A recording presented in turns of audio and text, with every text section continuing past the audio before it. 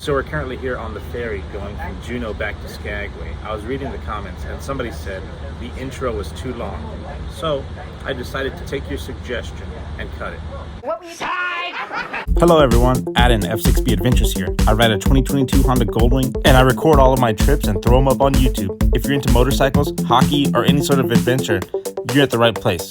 Hopefully you guys ride safe and maybe I'll see you guys down the road. See ya.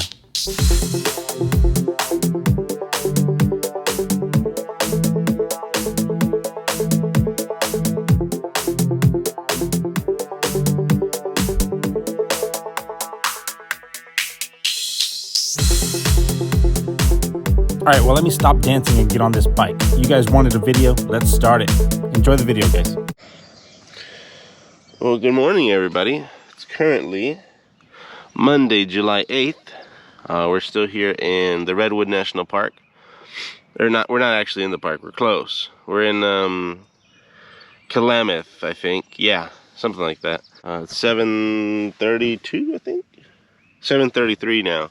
Plan is to hit the road. Friends across the street said that there's a road, or there's a beach probably 10 minutes from here that you can see sea lions. I might go check that out real quick and then hit the road and continue on the show. Whew. Let's go. I just want to give a huge shout out to this place. It's the Klamath RV Park and Campground. It was $50 a night for the campsite. A little bit more expensive than your average campsite, but like I said with the owner, the restrooms are great. They have hot showers. The hotness never ran out. They have Wi-Fi up. I'm able to upload stuff, no big deal. And the woman, I forgot her name, but she was really nice, super helpful. And then we got Uven over here. See ya, man. That's the owner, the husband.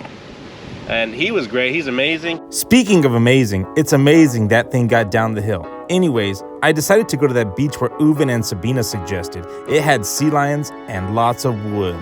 Anyways, to get a proper tour of the sea lion area, I met this person. Her name is Kyra. She's part of the local Yurok tribe cleaning up her native land. She decided to take a little break and take me along for a trip. Uven and Sabina did warn me that it was kind of treacherous, but Kyra made it look like nothing. She just went through quick, right?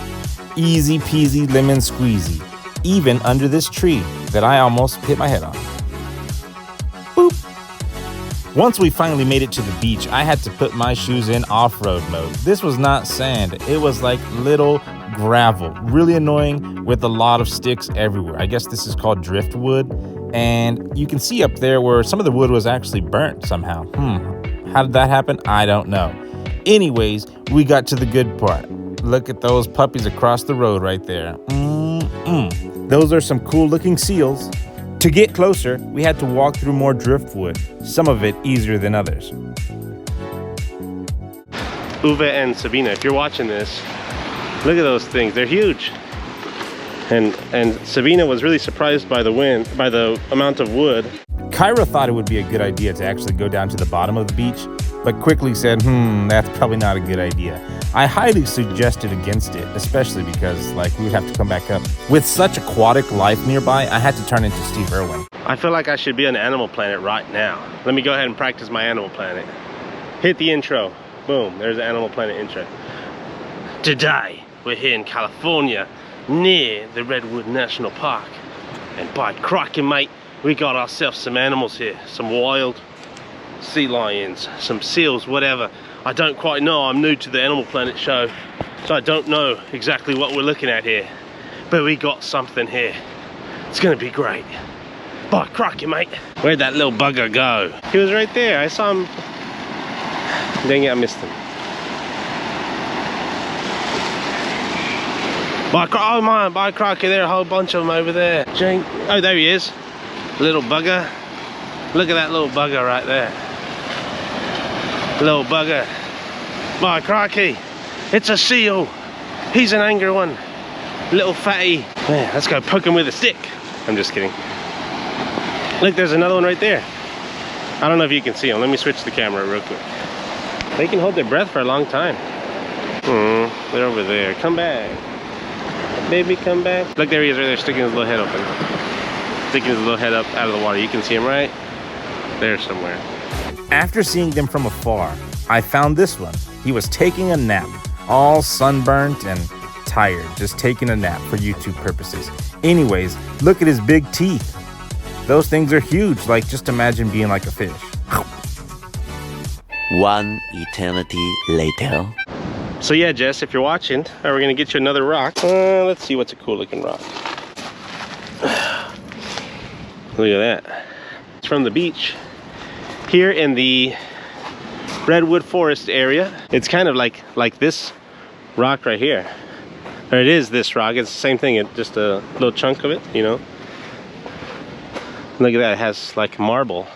Actually, I got another rock. Look at this rock, Jess. Maybe I get you both, or one. I want one of them. Maybe I'll keep this one with the rock with the stripe, and you get the other one. This one's too cool not to keep. Getting souvenirs for my big sister is super easy. She's really into rocks for some reason. Anyways, I decided to go down the beach and look for more rocks. Not that there are like very little rocks to look for, but you know, you had to look for a perfect one. Yeah. And I was thinking about this big one right here, but I don't think it would fit on my Goldwing. After exploring a little bit more of the beach, it was time to go and hit the road. Just look how clean the water looks. Like Galveston? Yeah, no. How about nobody? South Padre Island? Maybe. The bad part about the beach being over with is we have to go back through the nice and treacherous rock formations over here. Yeah, homegirl had like some big shoes on and I had my motorcycle shoes on with no traction. Once we made it to the main road, I took this selfie, said my goodbyes, and went north. And that's where I met this new person. She's on a cool BMW. So we're here. We stopped in Harbor Freight real quick to get some tools. I had an issue with the bag. I had to put a little string, whatever, something. But lucky enough, friends pulled up. Or now friends, right? Yeah. So we met Christine. She is from, where are you from again? Lawndale, California, which is a suburb of Los Angeles. Where did you come from? And kind of tell us the route a little All bit. right, so originally started in LA and made my way to Rapid City, South Dakota by way of Casper, Wyoming. And Okay. the first part of it was an attempt at a iron butts bun burner 1500 gold. So I basically rode from LA to Casper, Wyoming in 24 hours straight. That was a doozy. That was a doozy. I mean, this is what happens when you don't have enough vacation time. Yeah. And then after that, made the last 275 or whatever to get to Rapid City. And so I'm part of an organization called Women on Wheels. It's a international women's motorcycle enthusiast organization that's been around since 1982. Cool. And I'm on the committee for the rally that was being held this year, also doing all the live streams, so that was a lot of fun. And so I worked the event, and it was 3 days with about 180 of my very, very good friends. And then after that, the return home was a giant circle. So went all the way through Montana and into Seattle, and then up into Vancouver, and then back down to Seattle to see family. And what do you think total round trip? How many miles? After I'm finished with this entire trip, I'm probably on the closing in, I would say somewhere between 5,500 and 6,000 miles. Damn! That's crazy. Yeah, so. That's cool. Where can we check you out? Where can the people find you? Well, you can find me on Two Wheeled Tourist. I'm on Instagram. And occasionally I do vlogs on twowheeledtourist.net, but you have your own website. yeah, sometimes, you know, I'm working on bringing it all back because I tell you, it's been a crazy decade. It's good to be back on the road and just doing the traveling again, because it really does clear your mind and heal your soul. It heals your soul. It really does. You don't see a motorcycle at the therapy session, you know? No, unless the therapist is the rider. There you go. There you go. There you go. So. But look at this, Road Glide, if you're watching, she's got the clear waters, and on the bottom. I didn't know you could do that on the... Yep, you can do up to two, a pair of them, and... What's the limiting factor? Pretty much the wiring harness. So with BMW, with Clearwater lights, and full disclosure, I used to work in the motorcycle industry, but Clearwater lights for the BMWs has a direct plug-and-play wiring harness that can support up to two pairs of lights and a braking module in the back, which I do not have. And everything is controlled with the turn signal and the wonder wheel which is over here. So there's no additional buttons, nothing else that is mounted on the handlebars. Because it's all integrated within that system, and then with a combination of button presses and holding stuff down, you can adjust the brightness, intensity, and also the modes. So there's a whole list of things that you can do with it. So kind of like a code, like hey, if you press this one and then spin the wheel, you're good. Yeah, and it'll adjust. For example, I can turn on only one set of lights. I can turn off both of them. I can change the intensity, brightness when it's in low beam. And it's also set by default where if I hit high beam, it will just blast them all on, and this is about 18,000 lumens, ready to destroy the retina of the deer. Or if I honk my horn, it will also high beam 100% intensity with the horn. So it's pretty cool. Those are default actually, and when you install these lights, they give you this whole manual that will tell you exactly what you need to do. It's like Konami code status stuff, but you know what, it works. Dang, that's beautiful. It's made to tour. Yep. It's great. I mean, in addition to that, it has the BMW OEM Vario cases. So these are actually fully expanded. You can see that these particular gaps right here, this is where it would be, it can be reduced and shrunk down. So we're, for example, in California where lane splitting is legal, it's just a little bit easier to get in between cars with full load. Yeah. And, oh, and of course, got to tell you about the motor jug. Yeah, shit, look at that thing. Yeah, so the motor jug, because everything is hot and I don't feel like stopping for water. So this motor jug is a weapon of choice for many a long-distance rider. Many iron butt guys like to use this thing. And this is an older version of the motor jug because it uses a 1-gallon Coleman. It's like a $10 Coleman you go get at Big 5 Sporting Goods. And it sits on top of the passenger peg, and it's all strapped down to the subframe of the bike, and then has a nice long straw that you would just link to your cockpit, and then if you ever felt like you needed a sip, just stick that under your helmet and off you go. How did you came up with this, or they had the idea? So this is actually designed by a husband-wife team, and they actually designed this entire thing. And one of the biggest modifications that I made for it is that the straw, the sip point that they provided actually was too big to fit under my helmet, so I retrofitted it with a camelback version, which I knew because I used to ride with camelbacks, which this saves a lot of weight. I don't have to worry about it. Yeah. I retrofitted with that, and now it's just like having an old friend, but you don't have to wear it all the time. Wow, that's cool. So, yeah, because I mean, people don't realize that a gallon of water is 9 pounds. Do you really want to be carrying that when you're attempting, an all-out thing? Look at that thing. I need to get that. Yeah, it's super cool. So shit.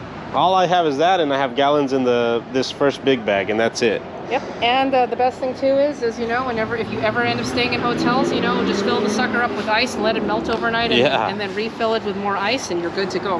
Wow. So well, look at this. She's been to Bend, Oregon for the Blockbuster. Well, of course you know where the heck Wall Drug is, I hope. No, I don't. South Dakota. You gotta hit that. I'm headed that way on the way back. Good, because you get your free bumper sticker. They're also known for their free ice water and a jackalope you can ride on.